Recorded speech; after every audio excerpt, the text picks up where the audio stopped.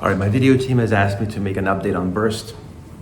So let's do that and take a few minutes to outline the last basically 6 months of Burst, the new media content company platform type project that's been building more and more over the last year, since maybe June, July of 2019, with its first seeds being planted, and then really starting with February and March of 2020, the first steps being taken with an app that has been more and more built since then, and even before that with the books. So there's a lot of vectors that we want to accomplish with Burst.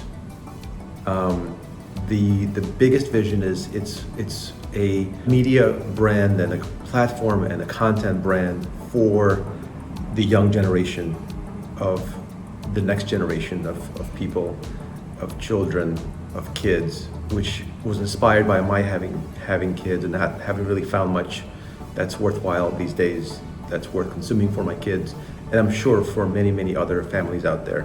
So that was the first genesis, and the books were the first incarnation of that, with the first books that have been designed and are being designed as we speak. But in this video, I want to talk about the app. So the app is meant to be the second vector alongside the books. And there may be third and fourth vectors down the line, but for now it's these two, the books and this content platform.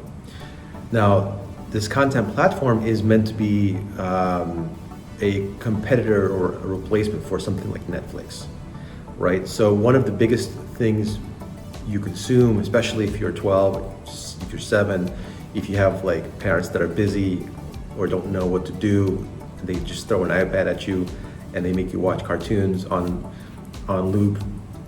And that is something that's important, because you want to be sure that what you're playing on loop is important and good and valuable for your kids.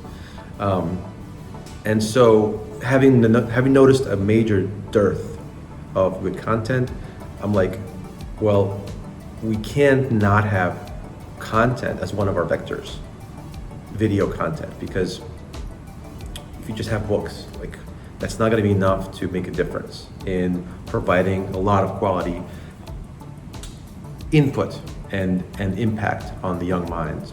So there needs to be a video vector, a content platform, as well as books and other stuff. So to make a video platform is no joke. The basic vision is to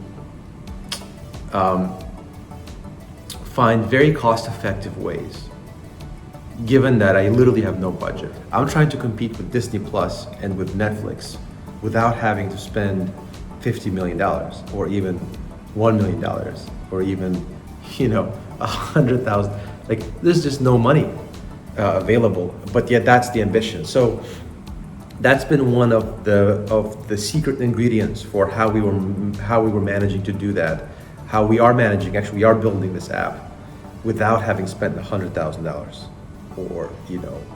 or half that. Like, almost no money has been spent, and yet it's happening and it's being built. So we're building, if you want to get nerdy, an architecture of this app looks like this.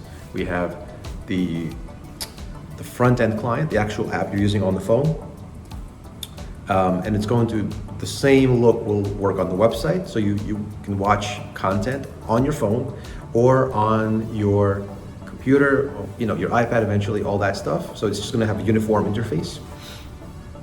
You open it and you see content that we will have. Having an app itself is not enough. You have to have content. Having a pipeline is not enough. You have to fill that pipeline with something. That's why Disney Plus costs so much. It's not just building the app, it's filling it with content. That's more expensive than even the app itself. And we already have the content. That's another secret sauce aspect to Burst that is going to help make it work. And so over the last 6 months, we've been basically building this thing. I thought it would be a lot faster and easier than it has been. And we have a very primitive prototype. It's like, for the client, it's a very primitive, you open the thing and there's a login screen, and once you click yes, you can scroll through some cover art. It's very primitive, very basic. This is only a proof of concept. This is only an MVP, as they call it, minimum viable product. But really the whole point is just to have something working, right? The phase one is just to have this thing working, even if it's just for us. Obviously it's only good for us. It's not at all usable or ready to be used by the outside world. But if I can have something that's gonna work for us with like 2 users on it and just the whole chain working, that's going to be a major, major milestone. It's going to be the first time that we will have a working piece of software, a software system that we own, that will run and will be ready to power our content. Today is September 9th, 2020. Had a major meeting with the developers yesterday, the people that are building the content piece, the content sort of system piece, and people that are building the backend server piece.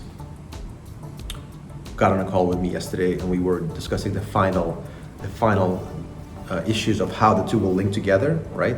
And then today and tomorrow, over the next few days, we're going to discuss. We're going to have a meeting with the front end team and the back end team, and discuss how they will meet together and how they will exchange data together.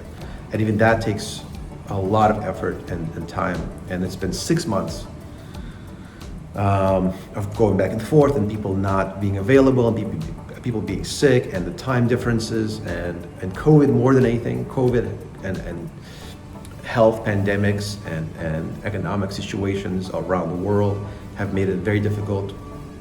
But we're basically done with all this. It's basically 99% complete, and even though it will not yet be by a long shot market ready, and nevertheless it's going to be maybe the biggest milestone for the company, because having these visible results, as small as they may be, is all that you need a lot of times in the early stages of a small company to get going, to be motivated, to be inspired, to go stronger, to go harder, to go faster, hopefully, be more efficient, be more capable of doing more in same amount of time or even less time. And you need these notches on the belt to get you to the next level.